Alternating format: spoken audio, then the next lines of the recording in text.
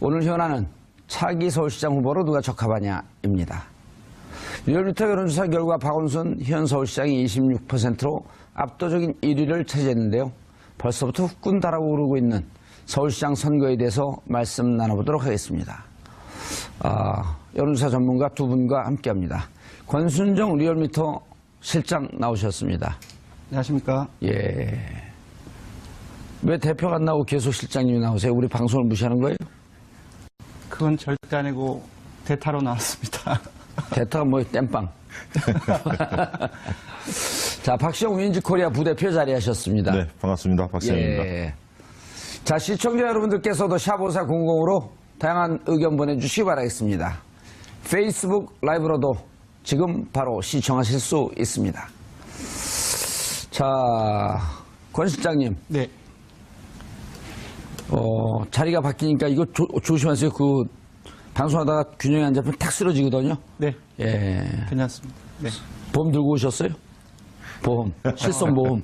실손보험은 들지 않습니다. 왜냐하면 문케어가 지켜줄 거기 때문에. 아주 훌륭한 얘기를 막. 자, 오늘은 대통령 지지율도 조사했고 서울시장 누가 적합하냐? 네. 빠진 사람도 있던데 추미애 대표는 왜 뺐죠? 예, 추미애 대표 같은 경우 사실상 지난 6월 중순에 한번 조사를 했었습니다. 예. 그 이후에 며칠 지나서 지금 당 대표로서 지방선거도 있고 해야 할 일들이 많기 때문에 좀 넣지 말아줬으면 좋겠다라는 그 의사 표현이 있었습니다. 그래서 예. 뺐습니다. 네. 지지율이 잘 나왔으면 안 뺐을 거 아니에요? 그렇지는 않습니다. 예. 지지율 잘 나왔나요 그때? 그때는 한 4, 5% 정도 나왔던 걸로 기억을 하는데, 예. 아니요, 예, 당대표가 그때 이제 서울시장 선거에 예. 조사해서. 당대표가 4, 5% 나오면 안 넣은 거 아니에요? 그렇죠. 네. 근데 아무래도 이제 전국적인 지명도의 측면에서는 박원순 서울시장이라든지 이재명 그 성남시장 그런 그 다른 후보들한테는 예. 아무래도 딸리기 때문에 그렇게 나올 수밖에 없지 않나 싶습니다. 근데 추미애 대표가요? 예. 과거보다는 좀 호감도가 많이 개선된 것 같습니다. 저희가 보기에는. 왜냐하면 강성 발언들을 최근에 많이 했어요. 예. 그리고 문재인 그 대통령에 대한 우호적인 발언들을 많이 하면서 문재인 지지층한테 상당히 어필하는 측면이 좀 있습니다. 그래서 과거보다는 지금 만약 이번에 조사했다면 지지도가 좀 올랐지 않았을까 저는 그렇게 예측해 봅니다. 일단 뭐 민주당 후보들이 50%대 중반으로 예. 다 합치면은 되게 강세를 보였는데 제가 봤을 때는 내년 이제 지방선거에서 그 민주당 후보가 될 가능성이 매우 높다. 그렇다고 예. 한다면은 민주당 내부에서의 경선이 본선이 될 텐데 민주당의 당심, 그러니까 지지층의 민심으로 봤을 때의 당심과 문재인 지지층이 어느 쪽으로 가느냐에 따라서 향방이 결정될 가능성이 높을 것 같습니다. 예. 알겠습니다. 그 대통령 지지율보다도 지금 그 서울시장 후보 적합도 이 지지도를 먼저 했으니까 자, 그 그래픽을 한번 좀 띄워봐 주시죠.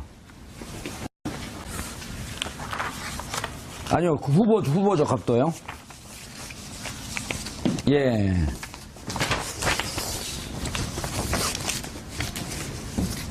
지금 손발들이 안 맞아 어떻게 된 게? 안 나왔어요? 예. 자, 박원순 시장이 조사 기간 8월 21일, 29일. 요때 뭐 특정한 그 사건이 있었던 때는 아니죠? 네, 조 기간 동안에 예. 국민의당 당대표 선출 과정이었습니다. 당대표 선출 과정이 있었고. 컨벤션 효과가 일부 안철수 대표한테 예. 갈 수 있다는 것을 고려하셔야 됩니다. 차기 서울시장 후보 적합도 26.3% 박원순 시장이 나왔고요. 19.5%가 이재명 성남시장. 네. 황교안 13.6. 오, 많이 나왔네요? 예, 지난 2달 전하고 거의 비슷합니다. 거의 비슷하게요. 네. 그 다음에 안철수 뭐라 불러야 되죠? 지금은 안철수 국민의당 대표는 지난 2달 전에는 6.9%가 나왔는데 예. 그래서 한 3%포인트 오른 거죠. 이제 그럼에도 불구하고 이제 전체적인 어떤 그 안철수 대표가 가지고 있는 지명도를 봤을 때는 예. 조금 아쉬운 결과가 아닌가 싶습니다. 오. 조금 아쉽지 않고 많이 아쉬울 것 같은데. 안철수 후보 입장에서 그렇다는 네, 거죠? 그렇죠. 네. 왜냐하면 대선 본선에 나가신 분인데 예. 대선 본선에 나가신 분이 그렇네요. 서울시장 도전했는데 4위를 하고 있다? 어허. 그리고 당대표인데 어허. 굉장히 많이 아쉬운 결과일 것 같습니다. 서울시장에서 나왔던 지지율도 거의 20%를 육박했었잖아요. 아니, 그 대통령 후보 때. 맞습니다. 그런 거 보면은 서울시장 후보로서 이건 당의 네, 디스카운트가 작용이 된 거네요. 네, 그렇죠. 그런 거 비하면 황교안 후보 그 전 총리 같은 경우는 네. 무슨 그 어드밴티지도 없고 디스카운트도 없고 그냥 지금 본인의 노출 인지도 때문에 저렇게 됐나요? 보수층에서의 서울시장 잠재 후보로 인식되는 예. 보수층들이 항상 사실상 한교안 전 총리를 제외하고는 없습니다. 예. 자세히 보면은 자유한국당 지지층에서 그리고 19대 대선에서 홍준표 후보에게 투표한 사람들에 있어서 예. 지지도가 한교안 후보가 거의 60%를 압도적으로 높게 나왔습니다. 근데 그 말은 다른 이제 보수층을 홍준표를 지지하는 대변하는 사람들 중에서 예. 황교안 지지자가 60% 정도로 나왔다. 예, 58% 그리고 자유한국당 지지층에서는 60%가 나왔는데 예. 그 말은 본인의 경쟁성과 함께 예. 보수층이 생각하는 대안자가 사실상 황교안 전 총리 외에는 없지 않느냐라고 예. 하는 인식을 반영하는 결과가 아닌가 싶습니다. 알겠습니다. 노회찬 의원이 5.9%. 지역이 상당히 서울에 선전한- 관계가 없는 건가요? 지금 상당히- 경남인데요. 상관없죠. 어디를 나올 수는 있죠. 아하. 그 전에 이제 주소지를 옮기면 되는 거고. 그리고 당의 전략으로서 그쪽 그 경남의 국회의원이지만 네. 도전할 수 있겠다. 근데 뭐 싸울 수 도전 있겠다. 가능성이 그렇게 높아 보이지는 않습니다. 왜냐하면 2010년에 한번 도전하셨지 않습니까? 예. 한명수 총리, 오세훈 후보 나올 때. 그랬었나요? 네, 그때 이제 노회찬 후보가 얻은 표가 예. 한명숙과 오세훈의 격차보다 더 많아서 많이 나왔기 때문에 예, 그때 논란이 좀 노회찬 있었죠. 때문에 뭐 떨어졌다라고 하는 이제 이런 예. 물론 그 정확한 예, 그때 그건 아니지만 2010년에는 그때 3.3%가 나온 걸로 알고 있습니다. 득표율이. 예. 근데 그때에 비해서는 상당히 높죠. 왜냐하면 그때 0.8%인가 격차밖에 나오지 않지 않았습니까? 그랬었죠. 1%가 채 안 예. 됐었죠. 이 자, 황교안 총리 하나 말씀드리면 이분은 황교안 총리요. 예. 말씀하시죠. 이분은 이제 이런 게 있습니다. 정치적 DNA가 보통 후보들 잘 안 변하는데 예. 이분은 이제 공안검사, 친박 대표적인 인사 아닙니까? 예. 근데 유권자 지형이 바뀐 측면이 있습니다. 뭐냐면 탄핵 과정을 거치면서 촛불 혁명을 거치면서 보수층의 일부가 중도층의 일부가 진보층으로 좀 바뀌고 있거든요. 예. 그러다 보니까 이 황교안 총리의 확장력이라는 게 굉장히 보수 색채가 강하기 때문에 예. 한계에 뚜렷할 거다. 저는 좀 그렇게 보고 있고요. 저기 기타가 아니죠. 6위가 정청래 전 의원이에요. 예, 이걸 보면 정봉주 전 의원님께서 일부러 5위까지만 딱 한 거 아닙니까? 정청래 의원 나오는 걸 좀 꺼려해서? 방송 끝내겠습니다. 어디 정청래 의원하고 저하고 경쟁을 아니, 해주세요. 이 프로 오기 전에 갑자기 예. 전화가 왔더라고요. 누가요? 자기가 정청래 전 의원이 예. 본인이 6위가 나왔는데 이 결과를 어떻게 해석해야 하느냐. 그래서 제가 뭐라고 했겠습니까? 품격 시대를 보시라. 이렇게 이야기 드렸습니다. 예. 본격 시대가 있는 건 알고 있어요. 네, 있는 건 알고 있더라고요. 예. 여기도 한번 나왔었어요. 여기도. 그랬습니까? 네. 들어 나오고 싶었는데 여기 출연을 안 시켰죠, 제가. 아니, 그러면, 박원순 시장이 무척 높게 나온 거 어떻게 봐야 되는 거예요, 박원순 시장은? 박 시장으로서는 굉장히 위기입니다, 사실. 이게, 박원순 시장님 같은 경우 3선 도전하는 입장인데, 이 안도할 수 있는 수치가 아니지 않습니까? 압도하지 못하고 있지 여기에 않습니까? 예를 들어 저를 이렇게 놓으면. 글쎄요. 상당히 긴장할 만한 수치가 나온 거고요. 물론 이제 아까 권 시장님 말씀하셨듯이 민주당에서 승리하는 사람이 경선에 승리하는 사람이 본선에 승리할 확률이 굉장히 높은 건 굉장히 사실이지만 높죠, 지금은. 문제는 박원순 시장 같은 경우는 3선을 도전하는 입장이기 때문에 뭐냐면 본선에서 지금은 보수 언론들이 박 시장을 집중적으로 공격하고 있지는 않지만 재선 과정까지 쌓였던 여러 가지 예를 들면 불미스러운 부분들, 성과가 적었던 어떤 측면들에 대해서 굉장히 집요하게 다룰 가능성이 있습니다. 그래서 지금 시점에서 사실은 더 30% 적어도 중반대 정도까지는 지지율을 끌어올리는 게 왜냐하면 어찌 보면 한 뭐 40%까지 가까이 올라왔어야 나올 되는 수도 거 있어요. 아니에요? 왜냐하면 또 차기 유력 대선 후보 중에 한 분 아니십니까? 여권에 유력 대선 유력은 아니죠. 그때 뭐 3%도 안 나왔는데 무슨 유력입니까? 어쨌든 그런 분이기 때문에 좀 더 지지율을 끌어올려야 합니다. 그래서 대개 이제 박 시장에 대한 평가가 무난하게 했다. 큰 과오 없이 이런 평가가 있고 좀 시대적 흐름에 맞게 앞서가는 선제적 의제들을 많이 시정에 접목하려고 노력했다. 이런 측면들을 인정해 주는 것 같아요. 그런데 너무 좀 그렇죠. 자질구레한 큰 것들 예. 상징적인 브랜드가 좀 약하고 정치적인 메시지를 거의 낸 적이 없으셔서 지금의 시장은 행정 지도자를 뽑는 게 아니잖아요. 그러니까 정치 지도자를 뽑는 측면이 있기 때문에 정치 지도자, 유권자들은 행정 지도자 같이 좀 묘하게 믹스된. 그렇죠. 예. 정치력도 있으면서 안정감도 있고 행정 경험도 있는 이런 상황을 원하기 때문에 그런 측면에서는 박 시장이 조금 긴장해야 할 대목인 것 같습니다. 권 시장님, 예. 둘이 얘기했는데 무슨 손을 드세요? 그냥 팍팍 치고 들어오세요. 계속 앉아서 이렇게 박 손을 들고 계셔. 시장의 입장에서 본다면 예. 약간 조금 좀 공정하지 못한 그 코멘트일 수도 있거든요. 예. 누가요?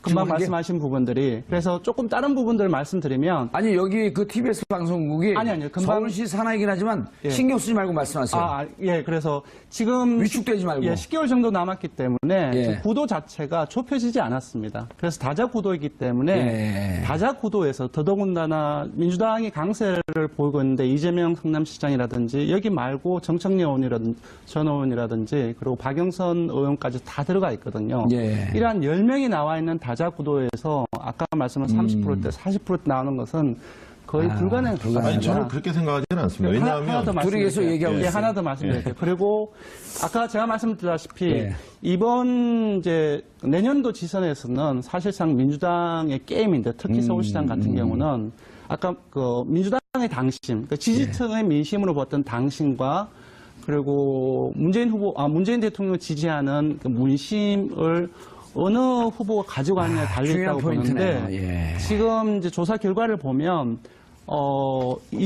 박원순 시장하고 이재명 시장하고 약 40대 25 정도로 15% 포인트로 이제 당신과 문심을 더 가지고 가고 있습니다. 지금 상황에서. 당심이 그러니까 즉 문재인 대통령 그러니까 지지하는 민주당 쪽이 지지층에서 예. 40 정도 그리고 예. 문재인 지지층에서의 40 정도를 박원순 시장이 가져가고 있고 예. 그리고 나머지 25 정도를 그 이재명 성남시장이 가지고 있거든요. 예. 근데 이 15%포인트 차이가 작지 않아 보이지만 예. 사실상 되게 큰 포인트 차이로 보일 수 있거든요. 알겠습니다. 그런 측면에서 봤을 때는 뭐 그렇게 위기라고 보기도 힘들지 않나. 아니, 저는 위기라고 얘기한 게 아니라 긴장해야 한다는 네. 측면이죠. 그게 뭐냐면 아니 위기일 수 있어요. 왜냐하면 지금이야 10개월 남아 있어서 후보들은 긴장된 상태이지만 네. 지지자들이나 이런 국민들, 유권자들은 사실 지금 별로 긴장된 상태가 아니거든요. 네네. 그런데다가 지금 아주 그 중요한 포인트인데 자 이재명 시장은 경기도지사 나가겠다라고 하는 쪽으로 거의 마음을 굳힌 상태고요. 네네. 그리고 20% 정도가 빠지거든요. 네네. 그리고 결국은 문재인 대통령의 지지율이 네네. 70%나 60%대를 네네.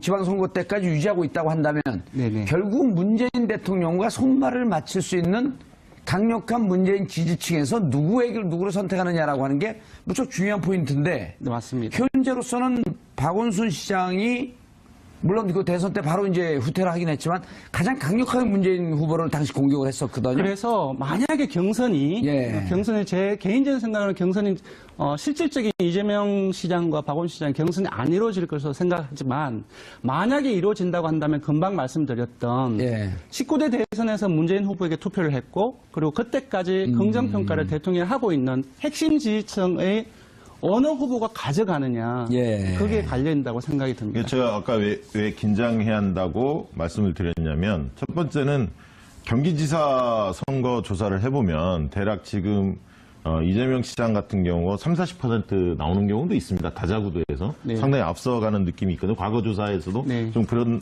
패턴이 보이기 때문에 물론 이제 강력한 경쟁자 남경필 지사와 갭이 상당히 나오는 조사들이 많이 있지 않습니까? 이제 그러다 보니까 그 다자대결 구도에서도 유력 주자가 30-40% 가는 경우가 분명히 있다는 측면을 말씀을 드리고 두 번째는 이재명 시장이 경기지사로 나가는 것이 거의 확실시 되고 있는데 그랬을 때 저 19.5%가 표가 어디로 갈 거냐. 물론 다수는 박원순 시장 쪽으로 좀 더 갈 겁니다. 그리고 일부는 또 정청래 의원이라든가 이런 쪽으로 갈 건데 개혁성이 강하기 때문에 또 새로운 또 다크호스가 나올 수도 있거든요. 그리고 그렇죠. 네. 공무원 사회 이런 얘기를 해야지 좀 즐거워요. 그다음에 공무원 사회가 상당히 또 중요한 그 표심 중에 하나인데 상당히 박원순 시장이 만기 칠남의 형태를 띠고 있어요. 모든 것을 만지칠랍이 뭐예요? 좀 어려운 얘기 좀 하지 마세요. 오지랖이 넓다. 시장이 모든 일에 관심이 많고 구체적인 지시도 하고 챙기거든요. 그러다 보니까 삼선 피로감이라고 하죠. 삼선 피로감이 공직사에 좀 있는 건 사실입니다. 네네. 그래서 이제 또 한 가지 특징은 뭐냐면 황교안도 만약에 시장이 된다면 그 다음 대선 주자로 거론될 만한 사람이고 그렇죠. 만약에 안철수 대표가 출마한다면 이 또한 대선 주자로 나설 분이고 시장을 마치고 네. 거의 시장이 마치는 임기와 네. 차기 대선의 임기 시작하는 선거 시작하는 시기에 거의 겹칩니다. 네네. 그렇기 때문에 결국 황교안 안철수가 등장한다면 대선 전초전 성격을 띨 수도 있습니다. 그만큼 굉장히 중요한 선거가 서울시장이 되기 때문에 박 시장님이 앞으로 남은 기간 동안에 네. 정치적 리더십을 어떻게 보여주느냐 그리고 대선 주자로서의 확고한 이치를 구축할 수 있는 정도의 새로운 면모를 어떻게 보여주냐 이런 부분이 굉장히 과제라고 저는 보여지고 있습니다. 그래서 두 분이 여론조사 전문가이기 때문에 제가 이제 궁금하고 우리 시청자분들이 여쭤보는 게 이게 시기마다 네. 보통 이제 이런 게 있단 말이에요. 그 국민들도 어느 때 서울시장을 선택을 할 때는 네. 여기 뭐 대권 주자 훈련시키는 곳이냐 서울시를 잘해야 되는 거 아니냐라고 하는 쪽이 선택의 기준이 될 때도 있고 네. 또 어느 경우에 어느 시기에는 행정을 잘하는 사람도 필요하지만 여기는 어쨌든 차기 대권에 갈 수 있는 정치력을 갖고 있는 사람도 물 뽑아야 되는 거 아니냐라고 하면서 매 시기별로 네. 선택에 갈리는데 다음 시장은 행정시장을 뽑는 쪽으로 국민들 의미가 가겠느냐 아니면 정치적으로 좀 역량이 있고 미래 비전이 있는 사람을 뽑을 것으로 가느냐 이것도 중요한 네. 변수가 되는 거 아니에요? 저는 그 부분에서 이번 19대 대선의 프레임하고 비슷하게 갈 수 있다고 생각합니다. 저는 후자라고 봅니다.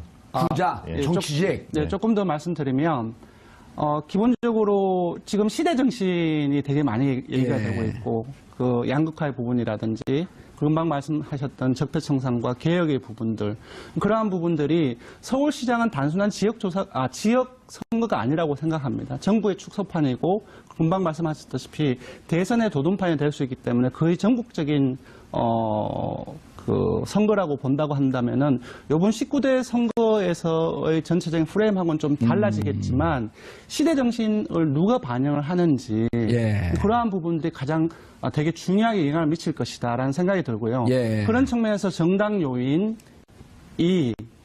개인에 대한 요인이라든지 개인의 요인은 어떤 리더십이라든지 행정의 자질 능력이라든지 그런 부분들을 포함하는 거죠. 예. 그런 것에 비해서는 금방 정당 요인이라든지 그런 부분들이 더 크게 작용할 가능성이 높다. 서울시장 선거에서는. 서울시장 예, 저는 선거에서는. 그렇게 생각합니다. 네. 자, 박시영 부대표님, 네. 권순정 실장님 말씀하시는 거 보고 뭐 느낀 게 없어요? 지금? 뭐 특별히 느낀 건 없는데. 세 번째는 하는데 말이 많이 좋아졌죠, 말씀이. 처음, 원래 잘 하시잖아요. 첫 번째하고 두 번째는 좀 듣기가 좀 힘들던데요? 아니, 첫 번째 분명히 저한테 칭찬하셨는데. 그거 이택수 대표 긴장을 하고 에드벌로 띄운 거죠. 그 말을 제대로 믿으세요, 그거를. 아니, 뭐냐면, 네. 농담이 아니고, 네. 첫 번째, 두 번째는 이렇게 좀 컨텐츠를 전달하는 쪽으로 중심으로 갔는데 오늘 보니까 네. 완전히 내용을 자기 것으로 이해를 하고 아주 자신있게 얘기를 하셔서 우리 청취자분들이 듣기가 좋은 그때 것 같아요. TV 같은 경우는 조금 라디오라든지 예. 그런 데는 좀 어려운 것 같아요. 왜요? 그래서 그러니까 자기 내용성이 어느 정도 숙달됐다기보다는 처음에 출연하니까 예. 이런 부분도 이렇게 얘기를 해야지라고 너무 경직됐던 것 같아요. 오늘은 그런 것들 없이 그냥 편하게 지금 얘기를 하고 있으니까 예. 이렇게 된 것 같습니다. 네. 그러니까 박 시장 과제 하나만 딱 더 보태면 왜 삼선을 도전하는가? 물어볼 게 많아요, 제가. 그 부분에 대해서 유권자들한테 굉장히 설득력 있게 이야기를 할 수 있어야 합니다. 왜 삼선이냐? 없어요, 근데. 왜냐면 아직은 출마 여부를 밝히지 않으셨기 때문에 안 한 것 뿐이지 출마 선언을 한다면 그 예. 이유를 분명히 밝히실 겁니다. 그래서 맞습니다. 그 부분에 대한 명분을 네. 어떻게 가져갈 거냐. 이게 가장 관심 있게 지켜볼 대목인 것 같습니다. 수도권의 광역자치단체장이 삼선을 간 경우가 없어요. 네, 없습니다. 지금 삼선 있는 유일한 자치단체장이 경북도지사가 삼선입니다. 맞습니다. 예. 네. 예, 김관용 지사. 예, 김관용 시장. 그리고 대구나 부산 같은 경우도 주로 이제 여기를 거치면 대권 주자가 될 것 같다라고 하는 이런 길목에 서 있는 의미 있는 지역의 자치단체장이 삼선을 겪은 지역이 없어요. 그건 뭐냐면 유권자들이 한두 번 하면은 더 큰 일로 가든지 아니면 그쯤 하고 말아야지 이걸 무슨 삼선으로 가는 게 과연 의미가 있냐. 그래서 그쪽으로 하는 내부에서 거야. 예. 박 시장 참모들이 경론을 붙었어요. 어허. 삼선으로 가야 하느냐 아니면 총선이나 보궐선거 있지 않습니까? 예. 보궐선거나 아니면 총선이나 아니면 당대표 출마나 정치인으로서의 길을 가야 하느냐. 승부를 이게 뭐 걸어봐라. 경론이 붙었는데 제가 듣기로는 어쨌든 삼선 도전 쪽으로 좀 많이 기울어 있는 것 같고요. 예. 예, 그렇게 보고 있습니다. 우리 박시영 부대표 윈지코리아도 거기에 좀 역할을 아이디어를 좀 주고 왜냐면 저한테도 전화가 왔길래 네. 똑같은 얘기를 했어요. 그 노을 같은 병 같은 경우 재보선거가 있는데 그렇게 해갖고 정말 큰 일을 하려면 도모하려면 정치직으로 한번 해봐야 되는 거 아닙니까? 안타깝게도 이번에 문재인 대통령 후보에게 도전했던 3명의 후보가 다 단체장은 했지만 국회의원을 한 경험이 없기 때문에 그런 것으로 인해서 정치력이 좀 다소 밀리는 거 아니냐. 이 얘기를 제가 했더니 참고해서 내 마음대로 결정하겠습니다. 그리고 또 재밌는 게 예. 대선 본선에 뛴 사람이 예. 광역단체장 선거에 나서는 거 본 적 있습니까? 제가 기억하기에는 거의 없었습니다. 근데 안철수 아하. 대표가 만약에 서울시장으로 나간다면 보통 급을 올려서 나가는데 오호. 시장 나갔다 대선으로 나가는데 예. 대선 예선 떨어진 사람이 아니라 본선을 뛰었던 사람이 급을 낮춰서 광역단체장 선거에 나온다? 그리고 2011년도에는 또 무소속으로 있었는데 그때는 50%에 가까운 압도적인 지지를 받고 있다가 박원순 시장 5%도 안 나오는 시장에게 후보에게 양보를 했단 말이에요. 그때는 아름다운 단일화 이런 예. 얘기들 많이 했죠. 예. 아 독특한 그 정책론이에요. 네, 그런 측면에서 보면 굉장히 독특한 겁니다. 예. 만약에 도전하신다면. 도전하신다면. 네, 저는 개인적으로 안철수 대표나 예. 그리고 유승민 의원이 서울시장에 도전을 해야 된다고 생각해요. 왜냐하면 여론조사 전문가는 좀 정치적 그 중립성 갖고 얘기해야 되는 거 아니에요? 아니요. 그러니까 그거는 각각의 정당의 입장에서 바라보는 예. 겁니다. 네. 그러니까 분명히 제가 봤을 때는 그 두 분에 있어서 서울시장 선거에 나온다는 것은 지금 구도 자체가 민주당이 정말로 유리한 상황이기 때문에 떨어질 확률이 상당히 높거든요. 그렇다고 한다면은 희생을 하는 겁니다. 근데 선거 공간이라는 것은 각 당의 지지층을 결집시키기 위한 가장 중요한 공간입니다. 예. 지금 국민의당도 그렇고 바른정당도 그렇고 지지율이 상당히 미미하지 않습니까? 예. 이러한 부분들이 지방선거 시기에도 지속될 가능성은 매우 높습니다. 그런 예. 측면에서 각 당을 위해서 바른정당을 위해서 그리고 국민의당을 위해서 유 의원이나 그리고 안철수 대표가 희생을 하는 것이 맞지 않나 그런 저는 생각을 그 합니다. 대목에서 네. 나오냐 안 나오냐는 그런 점을 판단할 수도 있겠지만 당을 위해서 희생한다 이런 개념도 있지만 중요한 거는 당의 지지를 어떻게 끌어올릴 거냐가 관건이지 않습니까? 앞으로 예. 선거가 오래 남았는데 10개월 남았는데 예.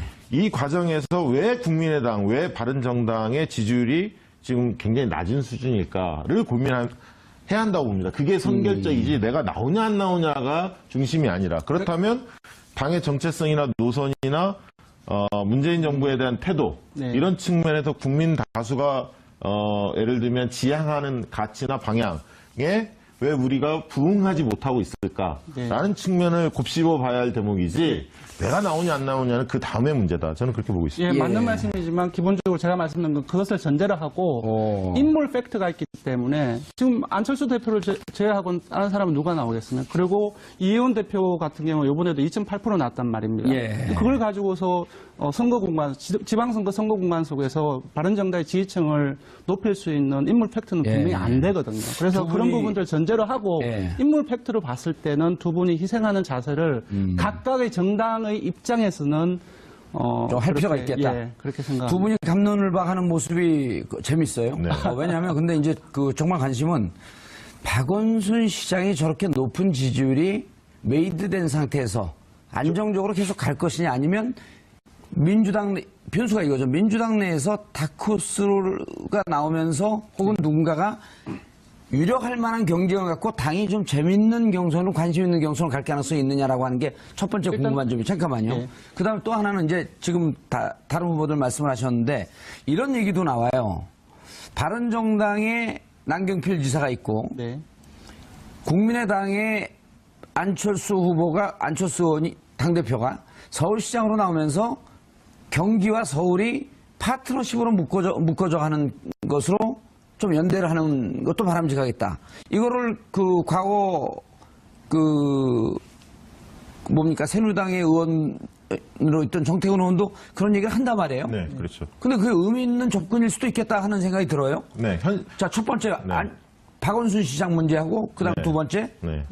이쪽 바른정당과 네. 국민의당 연대의 가능성. 그러니까 첫 번째 제가 먼저 간단히 예. 말씀드리면 아까 이재명 아까 얘기했으니까 이제 기회를 주는 거예요. 이재명 시장이 경기지사로 나간다면 예. 저 지지율 이재명 시장이 획득한 지지율 17% 누가 먹어갈 것이냐. 그렇죠. 그게 과연 새로운 다크호스가 나올 거냐 아니면 그거를 여러 후보가 나눠서 가져 생각 있으십니까? 얘기하세요. 집중 안 해고 제가 쳐다본 거예요. 아무튼 그 부분이 첫 번째 관심거리고요. 그 다음에 지금 아직 거론은 많이 안 됐지만 준비한 사람도 굉장히 많습니다. 추미애 대표도 추미애 대표도 저는 지금 완전히 포기한 건 아닌 아니 것 같은데. 그러면요 여건이 좋아지면 나올 가능성이 저는 박영선 의원도. 준비하고 있고요. 나경원 의원도. 그 나경원 그다음에 당내에 또 민병두 의원도 준비하고 있고요. 우상호 이인영 의원도 뭐 박원순 시장이 안 나오면 나오겠다고 얘기하지만 어쨌든 몸은 풀고 있고 예. 청와대 김영배 임종석 비서실장. 성북구청장 예. 김영배 성북구청장도 생각이 있다고 하고 임종석 전병헌 물론 청와대에 있는 인사들이 바로 나올 가능성 크게 높지는 않습니다만 어쨌든 아직은 예. 쉽게 단장할 수는 없기 때문에 박 시장님한테는 박 시장이 왜 삼선을 도전하는지 이유를 정리하는 거. 그 다음에 본인 스스로 다자구도에서도 안정적으로 35% 정도를 획득할 수 있는 그런 부분들을 빨리 도달하는 것이 과제인 것 같습니다. 이렇게 되면 재밌겠네요. 구도가. 예를 들어 박원순 시장이 독자적으로 하게 되면 비슷한 캐릭터의 비슷한 정치적 성향을 보인 서너 명의 의원이나 후보가 우리끼리는 단일화하자. 단일화해서 한번 도전하자. 예를 들어 아까 정청래 의원도 거명이 되는데 정청래 의원과 정책 칼라가 비슷한 후보가 있다고 한다면 두세서 우리끼리 정책 연대하면서 한번 단일화 해보자. 근데 정청래 의원하고 비슷한 캐릭터는 없지 않습니까? 임종석. 임종석. 좀 틀린가요? 예, 이인영. 같은 486 운동권 출신들. 그렇게 또 이렇게 우상호. 예. 아닌가요? 스타일은 좀 예, 다른 스타일은 것 약간 같네요. 다를 것 그럼 있네 한 명. 안민석. 뭐 경기지사 하니까 나온다 해도 경기지사 예. 그러니까. 예. 자, 그러면은 민주당 내에서는 어쨌든 분명한 거는 박원순 시장이 내가 왜 삼선을 도전해야 되는지 설득 가능하게 정확한 명분을 갖고 도전하는 게 예. 맞다. 예, 맞습니다. 자, 나머지 나경원, 이해운, 네. 많아요. 또 유승민, 네. 또 누구 있죠?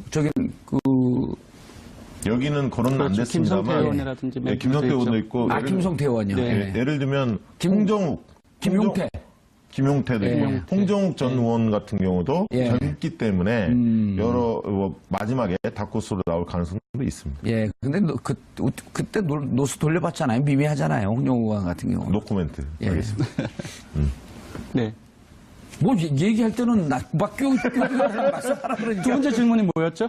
연대. 아, 예, 국민의당과 바른정당 연대. 예. 좀 메모 좀 해놓으세요. 네. 연대는 저는 조금 경기도의 남경필, 네.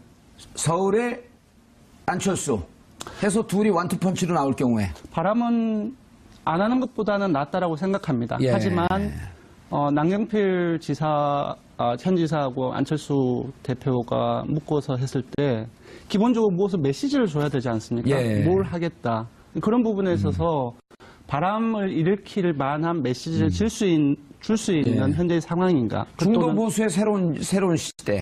중도 보수라고 한다면은 기본적으로 복지라든지 안보라든지 예. 각각의 명쾌한 선명한 그러니까 어필할 수 있는 부분들이 있어야 되는데 지방선거인데요. 지방선거인데 조금 아젠다가 틀리지 않을까요?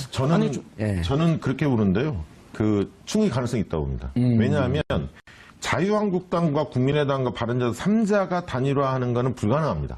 왜냐하면 그렇게 산술적으로 합해지지도 않습니다. 예. 지지층이 다르기 때문에요. 그 단일화에 대해서 다른 지역이 오히려 여파도 크고 그 지지층이 융합되지 않기 때문에 합쳐지지 않기 때문에 마이너스인데 다만 이런 경우가 있죠. 예를 들면 경기지사에서 남경필 후보가 나서고 국민의당이 후보를 안 내고 그다음에 자유한국당도 후보를 만약에 안 내서 실질적인 단일화를 하는 거죠. 내용적으로. 아니 거기다 한 명 더 붙일 수 있죠. 인천의 유정복. 그러니까 인천은 세 개의 자유한국당이 당이, 자유한국당 후보가 나오고 그러니까 서울엔 국민의당. 그다음에 경기도는 남경필. 바른정당. 이런 구도가 저는 그거는 불가능하다고 생각해요. 너무 자유한국당까지 끼우면은 아니 그래서 제가 얘기한 게 그겁니다. 삼자가 단일화하는 거는 없지만 그냥 그 지지율이 워낙 안 나올 테니까 예를 들면 경기 후보로 원유철이 네. 나간다든가 아니면 홍문정이 나갔을 경우 네, 네. 지지율이 높지 않기 때문에 그냥 막판에 전격적으로 그냥 사퇴하는 거죠. 예를 들면 그래서 삼자 연대 단일화는 쉽지 않지만 그런 어떤 그림은 그려볼 수 비슷하게, 있겠다. 그런 가능성이 있다고 안철수 그 남경필의 연대 예. 가 효과가 있을 것인가 물었지 않습니까? 예. 저는 그 질문에 대해서 효과는 별로 없을 것이라고 말씀을 드렸고 그 효과가 있으려고 한다면은 둘이 연대를 해서 무슨 매력 있는 메시지를 던질 수 있어야 되는데 제가 볼 때는 그런 부분들이 별로 없습니다. 그리고 더더구나 두 번째로는 아까 경기도지사 여론조사를 얘기했지만 경기도지사에서는 이재명 성남시장에 한 40% 나왔다고 한다면은 지금 그 남경필 지사 같은 10% 초반이거든요.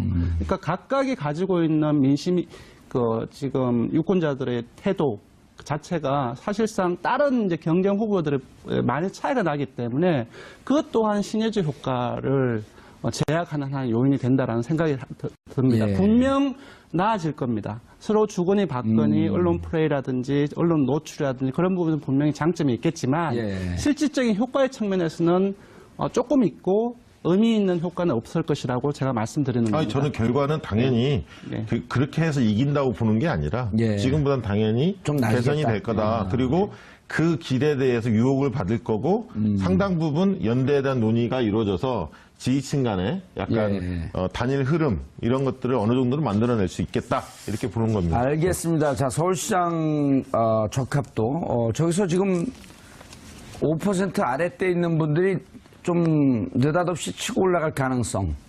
지금 5% 아랫대가 아니 지금 5% 그러니까 요 그 이재명, 박원순 시장, 이재명 시장이 이제 빠진단 말이에요. 네.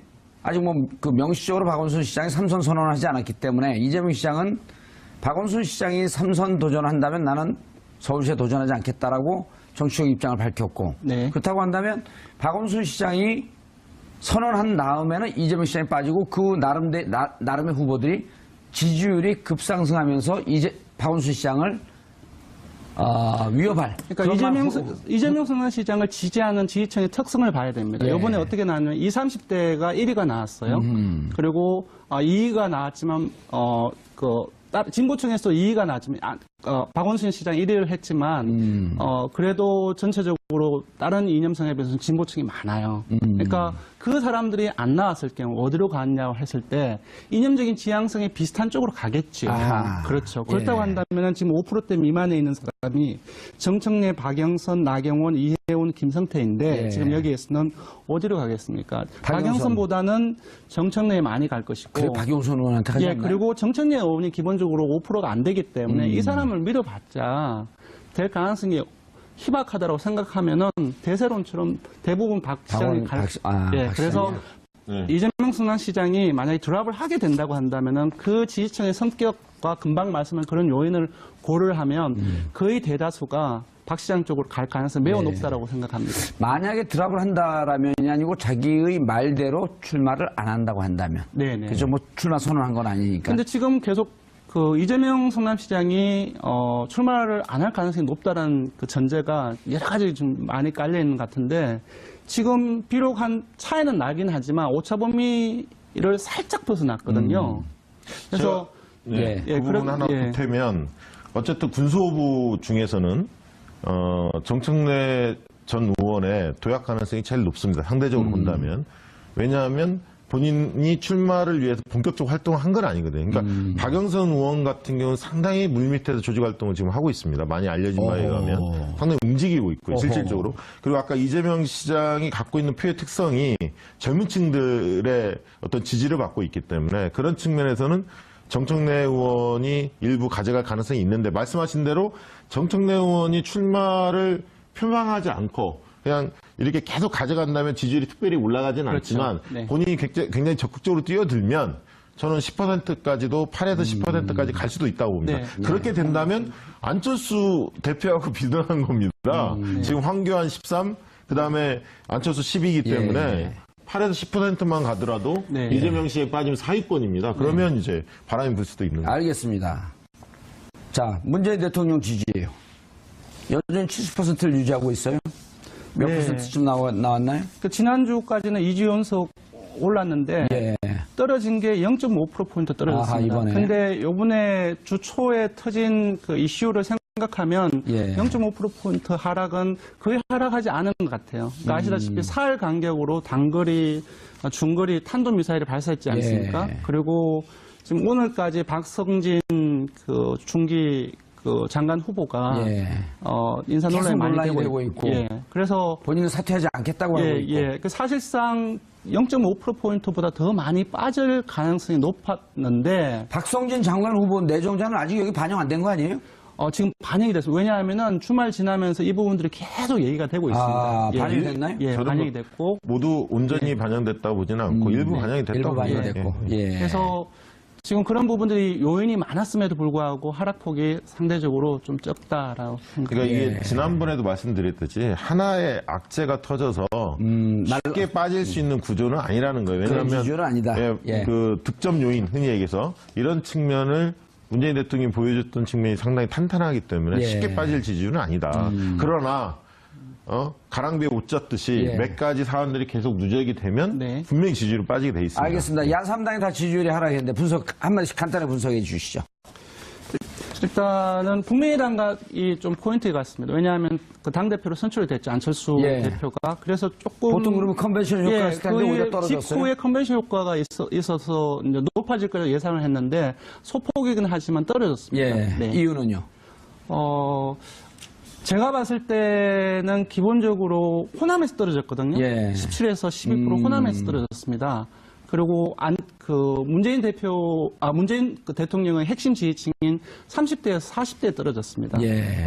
조금 더 봐야 되겠지만 오만과 독선으로 문재인 정부를 규정을 하고 대립각을 세웠지 않았습니까? 그게 오히려 자신의 지지율을 갉아먹는. 그러한 부분들이 지지층을 넓히기 위해서 그렇게 대립각을 세웠는데 효과를 보지 못하고 좀 부정적인 효과를 보지 않는가. 그것이 바로 호남에서 떨어진 거 그리고 문재인 예, 알겠습니다. 저도 한마디만 짧게 예. 보태면요. 안철수 그 후보와 관련해서 국민의당과 관련해서 얘기를 하면, 그러니까 당대표 출마를 예. 당을 살리기 위해서 나왔다는 측면도 있지만 보다 많은 사람들이 본인의 욕심에 의해서 대권 출마를 위해서 잊혀지는 것이 두려워서 나왔다는 어떤 인식이 강하기 때문에 이 컨벤션 효과가 제한적이었다. 저는 그렇게 보고 있습니다.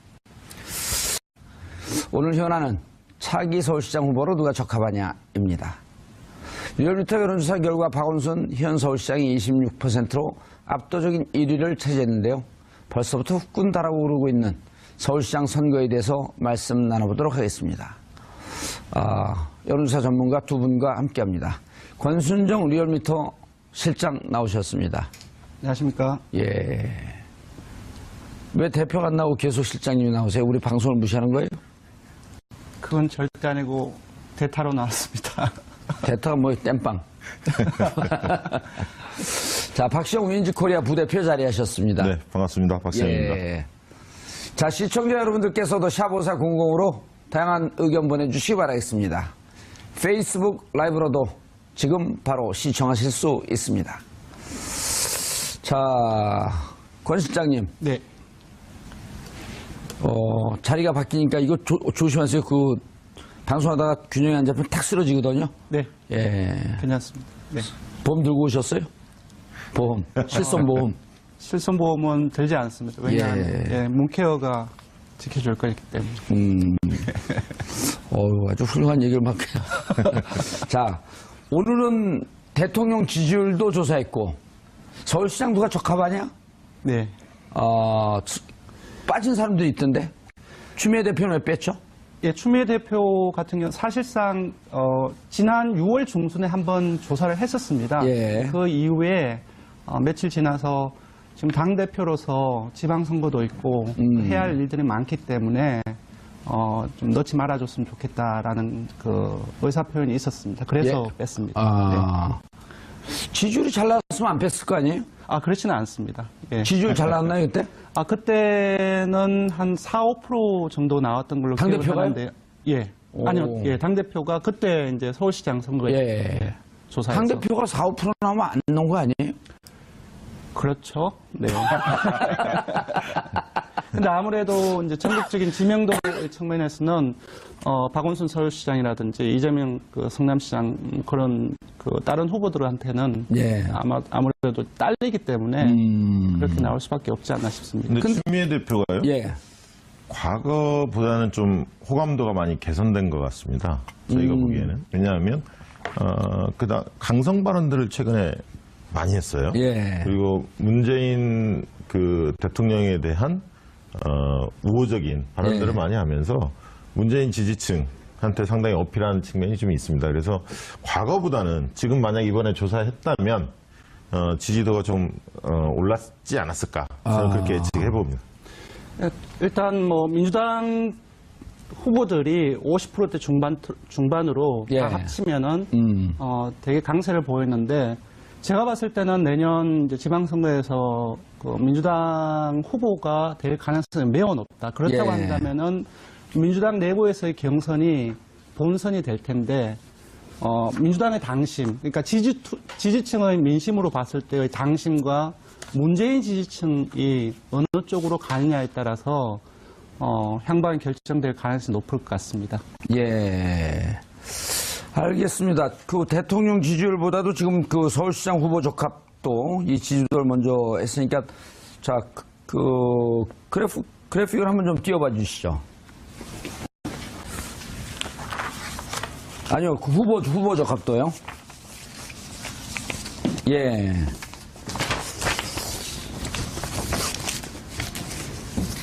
지금 손발들이 안 맞아, 어떻게 된 게. 아는데. 나왔어요? 예. 자, 박원순 시장이 조사 기간 8월 21일, 29일. 요때 뭐 특정한 그 사건이 있었던 때는 아니죠? 네, 조 기간 동안에 예. 국민의당 당대표 선출 과정이었습니다. 당대표 그래서 선출 과정이 예, 컨벤션 있었고. 효과가 일부 안철수 대표한테 예. 갈 수 있다는 것을 고려하셔야 됩니다. 차기 서울시장 후보 적합도 26.3% 박원순 시장이 나왔고요. 19.5%가 이재명 성남시장. 네. 황교안 13.6. 오, 많이 나왔네요? 예, 지난 2달 전하고 거의 비슷합니다. 거의 비슷하게요. 네. 그 다음에 안철수 뭐라 불러야 되죠? 지금은 안철수 국민의당 대표는 지난 2달 전에는 6.9%가 나왔는데 예. 그래서 한 3%포인트 오른 거죠. 이제 그럼에도 불구하고 이제 전체적인 어떤 그 안철수 대표가 가지고 있는 지명들을 봤을 때는 예. 조금 아쉬운 결과가 아닌가 싶습니다. 조금 아쉽지 않고 많이 아쉬울 것 같은데. 안철수 후보 입장에서 그렇다는 네, 거죠? 그렇죠. 네. 왜냐하면 대선 본선에 나가신 분인데 예. 대선 본선에 나가신 분이 그렇네요. 서울시장 도전했는데 4위를 하고 있다? 어허. 그리고 당대표인데 어허. 굉장히 많이 아쉬운 결과일 것 같습니다. 서울시장에서 나왔던 지지율도 거의 20%를 육박했었잖아요. 아니, 그 대통령 후보 때. 맞습니다. 그런 거 보면은 서울시장 후보로. 예. 그래서 조금 다른 부분들을 말씀드리면 아니, 여기 그 TBS 방송국이. 아니요. 금방- 서울시 산하이긴 하지만 예. 신경 쓰지 말고 말씀하세요. 예, 그래서 지금 위축되지 말고. 예, 10개월 정도 남았기 때문에 예. 지금 구도 자체가 좁혀지지 않았습니다. 그래서 다자 구도이기 때문에 예. 다자 구도에서 더더군다나 민주당이 강세를 보이고 있는데 이재명 성남시장이라든지 여기 말고 정청래 의원이라든지 전 의원이라든지 그리고 박영선 의원까지 다 들어가 있거든요. 예. 이러한 10명이 나와 있는 다자 구도에서 아까 말씀한 30%대, 40%대 나오는 것은 거의 불가능한 아니, 저는 그렇게 생각하지는 않습니다. 하나 왜냐하면 더 둘이 계속 말씀드릴게요. 얘기하고 예, 있어요. 하나 더 말씀드릴게요. 그리고 아까 제가 말씀드렸다시피 예. 이번 이제 내년도 지선에서는 사실상 민주당의 게임인데 특히 서울시장 같은 경우는 아까 그 민주당의 당심, 그 지지층의 민심으로 봤던 당심과 그리고 문재인 대통령을 지지하는 그 문심을 어느 후보가 가지고 가느냐에 달려있다고 중요한 보는데 포인트네요. 예. 지금 이제 조사 결과를 보면 박원순 시장하고 이재명 시장하고 약 40대 25 정도로 15% 포인트로 이제 당심과 문심을 더 가지고 가고 있습니다. 지금 상황에서. 당심이, 그러니까 즉, 문재인 대통령 그러니까 지지하는 민주당 쪽이 지지층에서 예. 40 정도 그리고 예. 문재인 지지층에서의 40 정도를 박원순 시장이 가져가고 있고 예. 그리고 나머지 25 정도를 그 이재명 성남시장이 가지고 있거든요. 예. 근데 이 15%포인트 차이가 작지 않아 보이지만 예. 사실상 되게 큰 포인트 차이로 보일 수 있거든요. 알겠습니다. 그런 측면에서 봤을 때는 뭐 그렇게 위기라고 보기도 힘들지 않나. 아니, 저는 위기라고 얘기한 게 아니라 긴장해야 한다는 네. 측면이죠. 이게 뭐냐면 아니 위기일 수 있어요. 왜냐하면 지금이야 10개월 남아 있어서 후보들은 긴장된 상태이지만 네. 지지자들이나 이런 국민들, 유권자들은 사실 지금 별로 긴장된 상태가 아니거든요. 네네. 그런데다가 지금 아주 그 중요한 포인트인데, 자 이재명 시장은 경기도지사 나가겠다라고 하는 쪽으로 거의 마음을 굳힌 상태고요. 네네. 그리고 20% 정도가 빠지거든요. 네네. 그리고 결국은 문재인 대통령의 지지율이 네네. 70%나 60%대를 네네. 지방선거 때까지 유지하고 있다고 한다면 네네. 결국 문재인 대통령과 손발을 맞출 수 있는 강력한 문재인 지지층에서 누구를 선택하느냐라고 하는 게 무척 중요한 포인트인데 네, 맞습니다. 현재로서는 박원순 시장이 물론 그 대선 때 바로 이제 후퇴를 하긴 했지만 가장 강력하게 문재인 후보를 당시 공격을 했었거든요. 그래서 만약에 방송 끝나겠습니다. 어디 정청래 의원하고 저하고 경쟁을 아니 해주세요. 이 프로 오기 전에 갑자기 예. 전화가 왔더라고요. 누가요? 자기가 정청래 전 의원이 예. 본인이 6위가 나왔는데 이 결과를 어떻게 해석해야 하느냐. 그래서 제가 뭐라고 했겠습니까? 품격 시대를 보시라 이렇게 이야기 드렸습니다. 예. 본격 시대가 있는 건 알고 있어요. 네, 있는 걸 알고 있더라고요. 예. 여기도 한번 나왔었어요. 여기도. 아 그랬습니까? 네. 들어 나오고 싶었는데 여기 출연을 안 시켰죠, 제가. 아니, 그러면, 자, 박원순 시장이 무척 높게 나온 거 어떻게 봐야 되는 거예요, 박원순 이거는 시장은? 박 시장으로서는 굉장히 위기입니다, 사실. 이게 박원순 시장님 같은 경우 3선 도전하는 입장인데 이 안도할 수 있는 수치가 아니지 않습니까? 압도하지 못하고 있지 여기 않습니까? 예를 들고 저를 이렇게 놓으면. 글쎄요. 상당히 긴장할 만한 수치가 나온 거고요. 물론 이제 아까 권 시장님 말씀하셨듯이 민주당에서 승리하는 사람이 경선에 승리하는 사람이 본선에 승리할 확률이 굉장히 높은 건 사실이지만 높죠, 지금은. 문제는 박원순 시장 같은 경우는 3선을 도전하는 입장이기 때문에 뭐냐면 본선에서 지금은 보수 언론들이 박 시장을 집중적으로 공격하고 있지는 않지만 재선 과정까지 쌓였던 여러 가지 예를 들면 불미스러운 부분들, 성과가 적었던 어떤 측면들에 대해서 굉장히 집요하게 다룰 가능성이 있습니다. 그래서 지금 시점에서 사실은 더 30% 적어도 중반대 정도까지는 지지율을 끌어올리는 게 왜냐하면 어찌 보면 한 뭐 40%까지 가까이 올라왔어야 나올 되는 수도 거 있어요. 아니에요? 왜냐하면 또 차기 유력 대선 후보 중에 한 분 아니십니까? 여권에 유력 대선 유력은 아니죠. 그때 뭐 3%도 안 나왔는데 무슨 유력입니까? 어쨌든 그런 분이기 때문에 좀 더 지지율을 끌어올려야 합니다. 그래서 대개 이제 박 시장에 대한 평가가 무난하게 했다. 큰 과오 없이 이런 평가가 있고 좀 시대적 흐름에 맞게 앞서가는 선제적 의제들을 많이 시정에 접목하려고 노력했다. 이런 측면들을 인정해 주는 것 같아요. 그런데 너무 좀 그렇죠. 큰 자질구레한 것들 상징적인 브랜드가 좀 약하고 정치적인 메시지를 거의 낸 적이 없으셔서 지금의 시장은 행정 지도자를 뽑는 게 아니잖아요.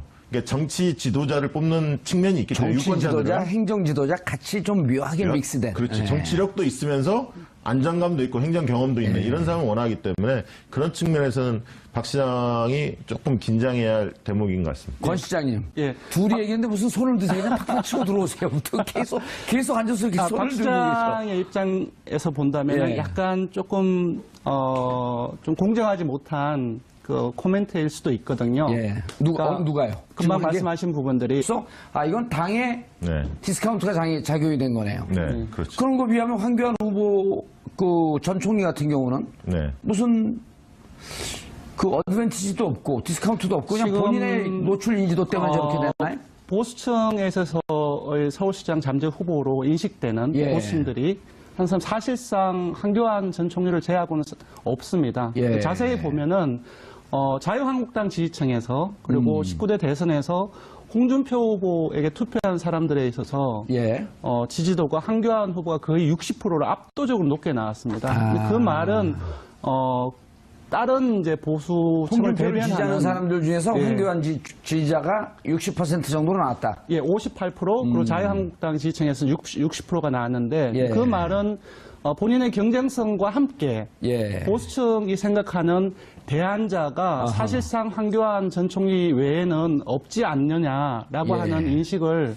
반영하는 결과가 아닌가 싶습니다. 알겠습니다. 노회찬 의원이 5.9%. 지역이 상당히 서울과 관계가 없는 건가요? 지금 경남인데요. 상관없죠. 어디로 나올 수는 있어요. 그 전에 이제 주소지를 옮기면 되는 거고. 그리고 당의 전략으로서 그쪽 그 경남의 국회의원이지만 네. 도전할 수 있겠다. 근데 뭐 싸울 수 도전 있겠다. 가능성이 그렇게 높아 보이지는 않습니다. 왜냐하면 2010년에 한번 도전하셨지 않습니까? 예. 한명수 총리, 오세훈 후보 나올 때. 아, 그랬었네? 네, 그때 이제 노회찬 후보가 얻은 표가 예. 한명숙과 오세훈의 격차보다 더 많아서 많이 나왔기 때문에 예, 그때 논란이 좀 노회찬 있었죠. 때문에 뭐 떨어졌다라고 하는 이제 이런 예. 물론 그 정확한 예, 그때 근거는 아니지만 2010년에는 그때 3.3%가 나온 걸로 알고 있습니다. 득표율이. 예. 근데 그때 비해서는 상당히 높죠. 왜냐하면 그때 0.8%인가 격차밖에 나오지 않지 않았습니까? 그랬었죠. 1%가 채 안 예. 됐었죠. 이 자, 황교안 총리 하나 말씀드리면 이분은 황교안 총리요. 예. 말씀하시죠. 이분은 이제 이런 게 있습니다. 정치적 DNA가 보통 후보들 잘 안 변하는데 예. 이분은 이제 공안검사, 친박 대표적인 인사 아닙니까? 예. 근데 유권자 지형이 바뀐 측면이 있습니다. 뭐냐면 탄핵 과정을 거치면서 촛불혁명을 거치면서 보수층의 일부가 중도층, 중도층의 일부가 진보층으로 좀 바뀌고 있거든요. 예. 그러다 보니까 이 황교안 총리의 확장력이라는 게 굉장히 보수 색채가 강하기 때문에 예. 한계가 뚜렷할 거다. 저는 좀 그렇게 보고 있고요. 저기 기타가 아니죠. 6위가 정청래 전 의원이에요. 네, 이걸 보면 정봉주 전 의원님께서 일부러 5위까지만 딱 한 거 아닙니까? 정청래 의원 나오는 걸 좀 꺼려서